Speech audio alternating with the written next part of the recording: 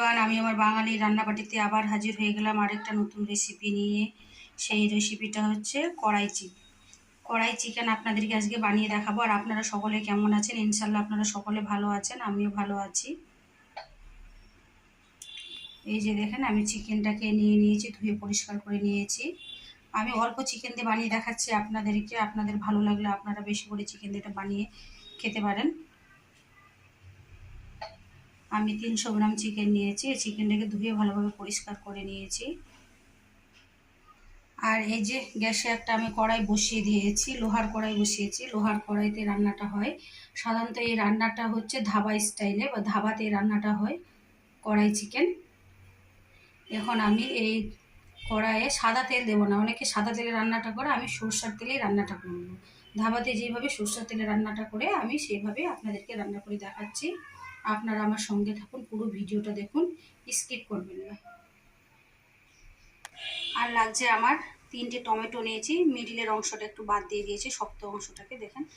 আর নিয়েছি কাঁচা লঙ্কা, আর লাগছে আমার ক্যাপসিকাম আর পেঁয়াজ। এই যে দেখেন কত বড় সাইজের কেটে রেখেছি, দেখে আপনারা বুঝতে পারছেন। পেঁয়াজগুলোকে দেখেন পাপড়িটা ছাড়িয়ে রেখেছি এভাবে। কড়াই চিকেনতে ক্যাপসিকাম আর পেঁয়াজটা লাগে আর টমেটোটা লাগে। চলুন তাহলে এখন রান্নাটা করে দেখাই আপনাদেরকে। কড়াই আমার হিট হয়ে গেছে, এখন সরষের তেলটা আমি দিয়ে দিচ্ছি। বিসমিল্লাহ। সরষের তেলটা ভালোভাবে হিট করব যেন ঝাঁঝালোটা কেটে যায়। ঝাঁঝটাকে বের করে নিতে হবে,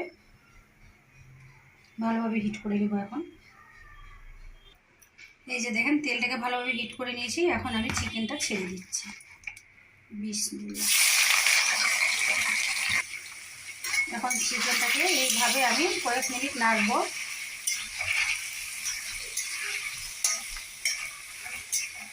আমি লবণ হলুদ কিছুই এখন দেবো না। এইভাবে আমি 1 মিনিটের মতো মাংসটাকে তেলের সঙ্গে নেড়ে নেব। তারপরে আমি টমেটো আর কাঁচা লঙ্কাটা দিব।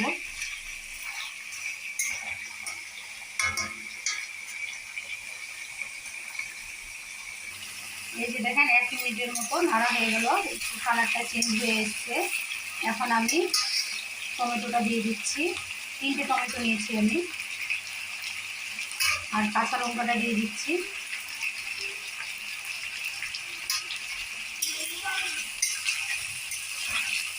এখন আমি সামান্য একটু লবণ দিব।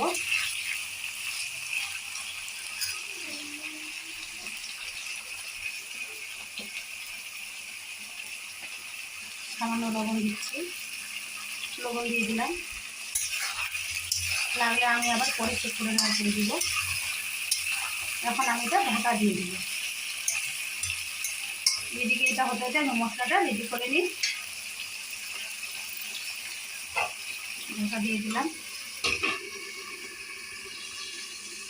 গ্যাসের ফ্লেমটা আমার লো টু মিডিয়ামে আছে। আমি এদিকে মশলাটা করে দেখাই আপনাদেরকে। এই যে আমি মশলার জন্য নিয়েছি 1 চা চামচ জিরে, 1 চা চামচ ধনিয়া, কয়েকটা দানা গোলমরিচ নিয়েছি, 4টে শুকনো লঙ্কা, অল্প মৌরি নিয়েছি। এগুলো একটু সামান্য গরম করে নেব প্যানে। বেশ একটা প্যান বসিয়ে দিয়েছি। এই শুকনো মশলাগুলো দিয়ে দিলাম। যেহেতু আমার মাংসের পরিমাণটা কম, সেই হিসাবে আমি মশলাগুলো নিয়েছি। জাস্ট এটা একটু গরম হয়ে আসবে, আমি তুলে নেব। এদিকে আমার মাংসটা দেখে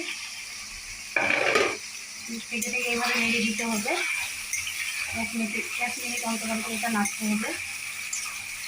আর টমেটোর খোসাগুলো যেগুলো ছেড়ে আসবে ওগুলো আমি তুলে ফেলে দিব।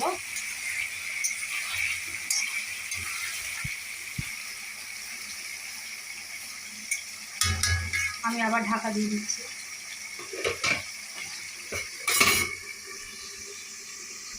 এইদিকে আমার মশলাটাও গরম হয়ে গেল। এখন আমি গ্যাসটা অফ করে দেবো, আর এগুলো হেমনজস্তায় আধ ভাঙা করে নেব।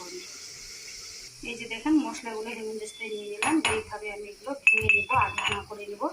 এখন আমি শুকনো লঙ্কাটাও দিব। এটা আগে একটু করে নিই, তারপরে শুকনো লঙ্কাটা দিচ্ছি। এই যে দেখেন, মশলাগুলো আধ ভাঙা করে নিলাম। এখন এটাতে শুকনো লঙ্কাটাও আমি দিয়ে দিব।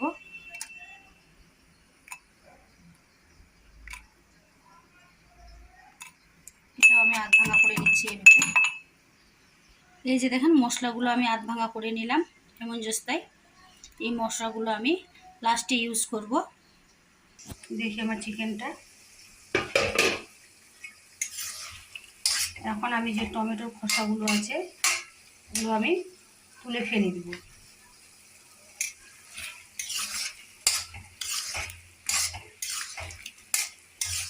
আপনারা তুলে ফেলতেও পারেন, না ফেললেও কোনো অসুবিধা নেই। এখন আমি গ্যাসের ফ্লেমটা হাইতে করে দিলাম। এই যে দেখেন এইভাবে তুলে ফেলে দিচ্ছি। আমি মিডিলের অংশটা এই কারণে বাদ দিয়েছি, যেহেতু আমার সহজভাবে টমেটোটা মিক্সড হয়ে যায় রান্নাতে। অনেক সময় মিডিলের অংশটা বলতে চাই না।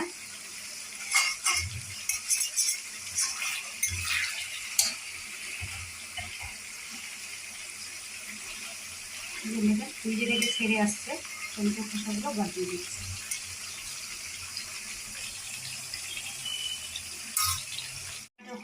খোসাগুলো বাদ দিয়ে দিলাম। এখন আমি আদা রসুন পেস্ট দিচ্ছি 1 চা চামচ।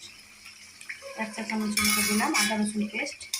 এটাকে এখন ভালোভাবে মিক্স করে নিয়ে আমি গ্যাসের ফ্লেমটা এখন হাইতে করে দিয়েছি।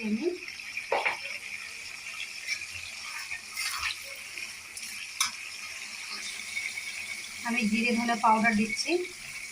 জিরে ধনে গোলমরিচ এটা পাউডার 1 চা চামচের মতো দিলাম।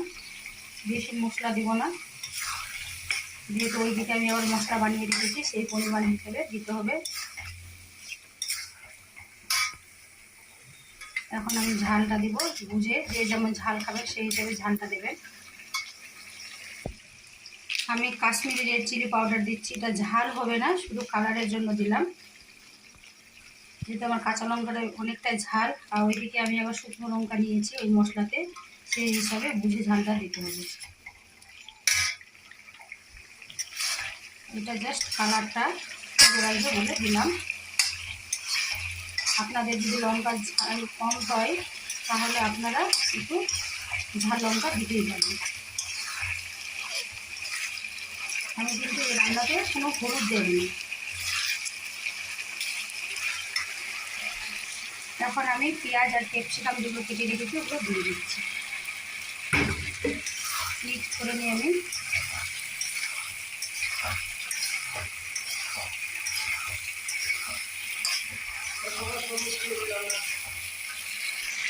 আর আমি যে মশলাটা বানিয়ে রেখেছিলাম ওই মশলাটা দিয়ে দিচ্ছি। মশলাটা দিয়ে দিলাম। আর রান্নার মাঝখানে অতি অবশ্যই লবণ ঝাল সব কিছু আপনারা চেক করে নেবেন। এখন আমি ঢাকা দিয়ে দিচ্ছি।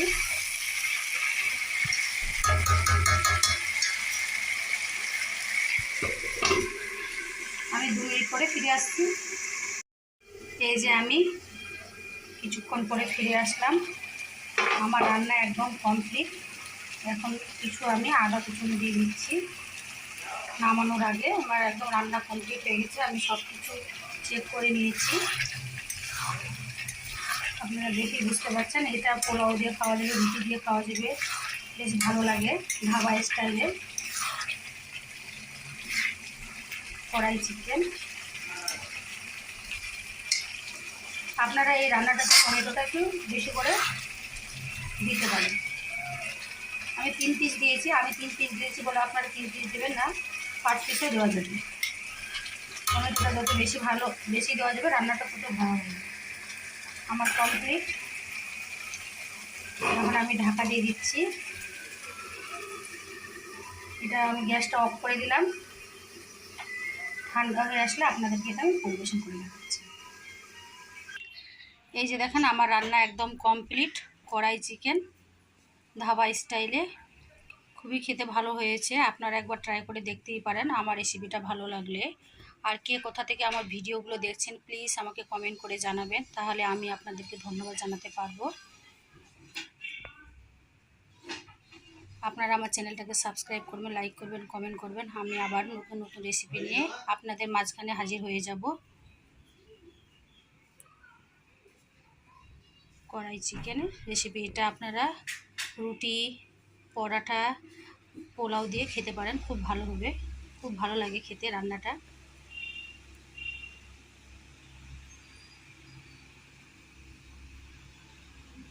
ধন্যবাদ।